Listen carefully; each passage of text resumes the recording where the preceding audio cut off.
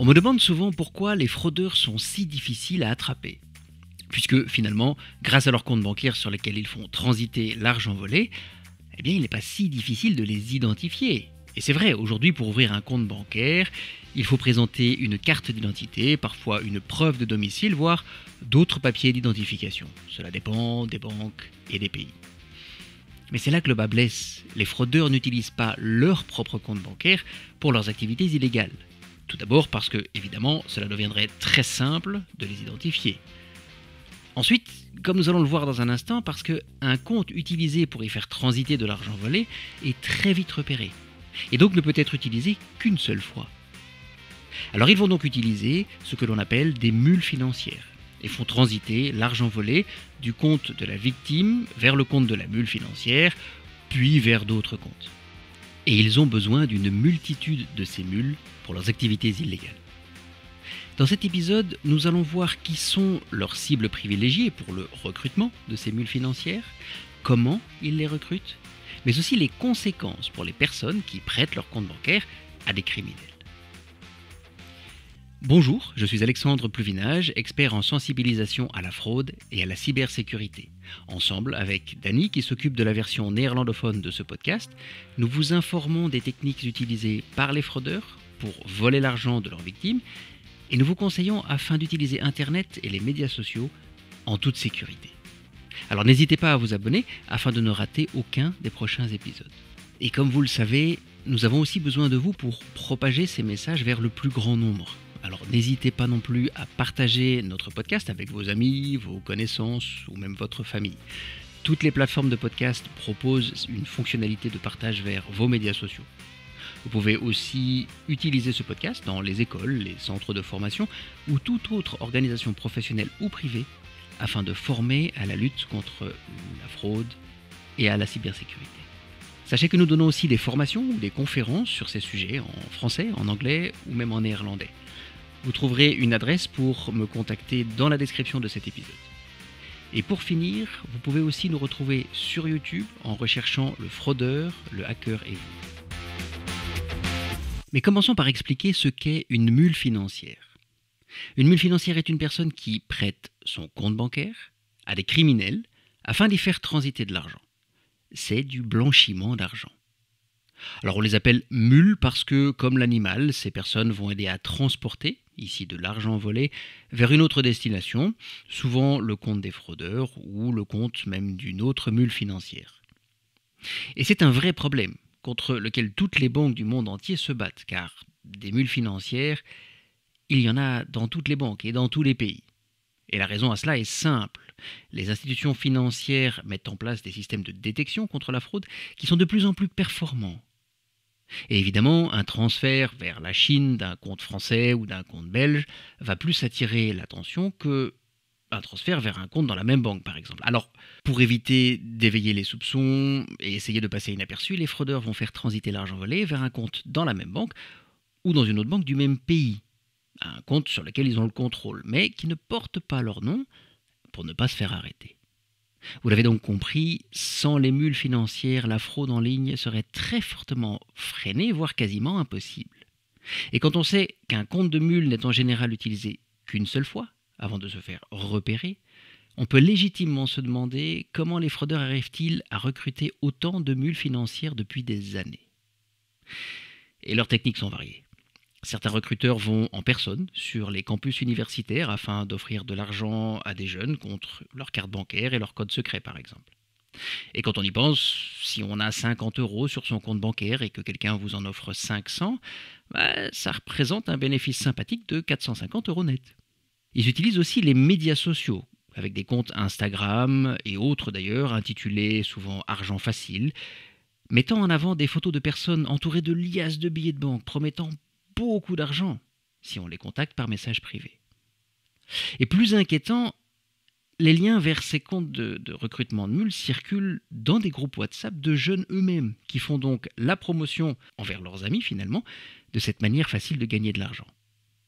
Et dans la majorité des cas, ils ne se rendent pas vraiment compte de ce qu'ils font, pourtant ils aident les recruteurs dans leur travail et on le sait, certains parfois même contre rémunération.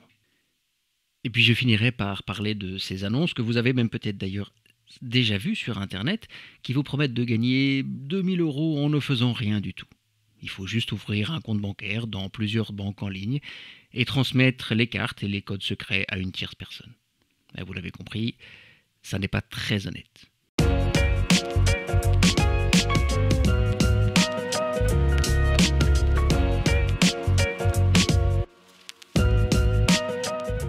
Maintenant que je vous ai expliqué comment ils recrutent, je pense que vous avez un petit peu deviné qui sont leurs cibles privilégiées pour devenir des mules financières.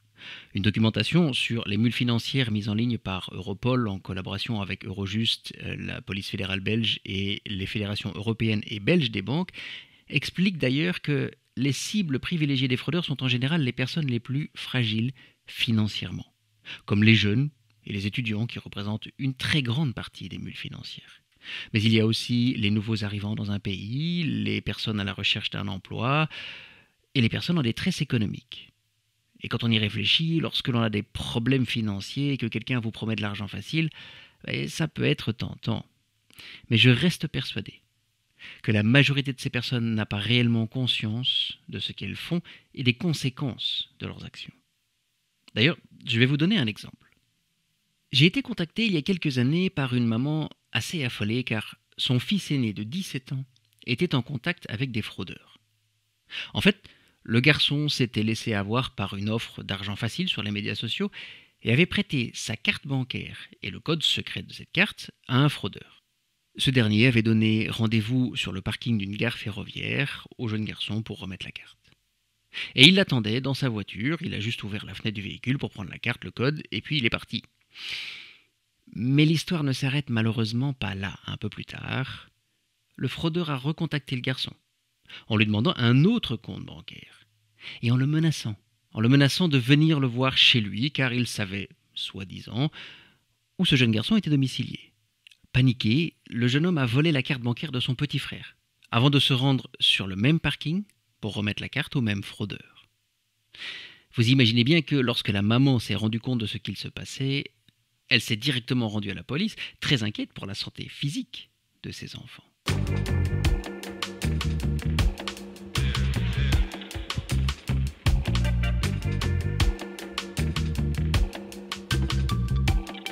Voyons un petit peu maintenant ce que l'on risque en devenant une mule financière. Alors oui, ça dépend un petit peu des pays. Certains pays, comme les Pays-Bas, sont beaucoup plus stricts que d'autres sur les mules financières. Là-bas d'ailleurs, ce genre de pratique peut aller jusqu'à mener leur auteur en prison. Mais dans la plupart des cas, lorsque la banque détecte une mule financière, et cela concerne 100% des mules, les comptes sont fermés et la personne ne peut plus ouvrir de compte dans cette banque-là. Et il faut bien comprendre que 100% des mules se font attraper, soit parce que les systèmes de détection contre la fraude mis en place par la banque ont détecté la fraude, soit parce que la victime est revenue vers sa banque en disant « Ouais, j'ai été victime de fraude » et en regardant, la banque voit très bien où l'argent a été transféré. D'autres conséquences financières et juridiques peuvent aussi être d'application lorsqu'on participe à une opération de blanchiment d'argent, comme par exemple la perte de prestations sociales. Mais il faut aussi savoir qu'il existe un risque d'être menacé, voire agressé physiquement par des personnes sans scrupules, comme je l'expliquais d'ailleurs il y a quelques minutes. Et les conséquences peuvent se faire sentir aussi sur le plus long terme. Par exemple, une personne reconnue de blanchiment d'argent sera souvent dénoncée à la Banque nationale, c'est d'ailleurs une obligation dans certains pays. Cela veut dire qu'une erreur de jeunesse peut amener à un refus de crédit lorsque l'on veut acheter une maison ou monter son entreprise des années plus tard. Et donc finalement, une petite somme d'argent gagnée soi-disant facilement peut coûter très cher en fin de compte.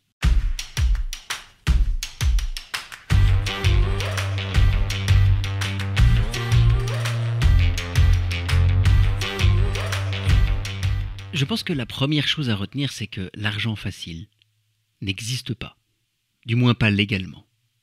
Même si l'offre a l'air alléchante, en partageant son compte bancaire avec des inconnus, on leur permet de faire transiter de l'argent volé à des victimes innocentes. Et je sais que ce que je vais vous dire maintenant est peut-être un petit peu caricatural, mais quand on pense que certaines personnes à la retraite perdent toutes leurs économies suite à une fraude en ligne, et que ce vol a été possible parce qu'une personne de l'âge de leurs petits-enfants a prêté son compte à des fraudeurs, c'est encore plus révoltant. Alors, s'il vous plaît, n'entrez pas dans le jeu des fraudeurs en ouvrant un compte bancaire pour une personne inconnue ou en prêtant votre carte et votre code secret. C'est la même chose si on vous demande d'effectuer des transferts vous-même pour une personne que vous ne connaissez pas. Il y a de grands risques que ce soit du blanchiment d'argent. Et si vous voyez des offres de recrutement pour les mules financières, si on vous contacte en vous demandant de donner votre carte bancaire et votre code secret contre de l'argent, signalez-le aux autorités. Vous pouvez aussi d'ailleurs rapporter le compte du recruteur de mules sur la plateforme de médias sociaux. Ils pourront le faire bloquer. N'oubliez pas, sans les mules financières, la fraude, si elle est encore possible, devient très très compliquée.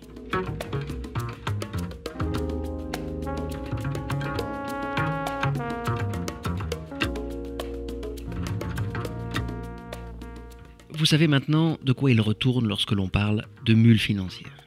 Et si ça peut avoir l'air sans conséquence à première vue, eh bien en fait c'est beaucoup plus grave que ça en a l'air.